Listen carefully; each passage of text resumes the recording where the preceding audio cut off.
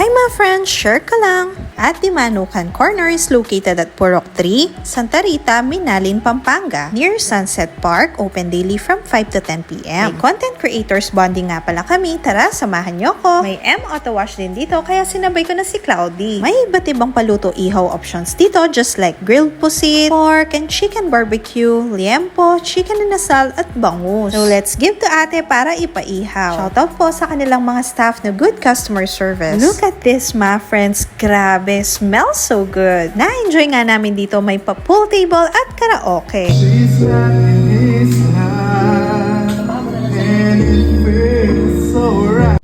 O diba, one-stop shop? Di nagtagal na kumpleto ang orders. This is the ultimate Filipino feast. Happy birthday, my friend!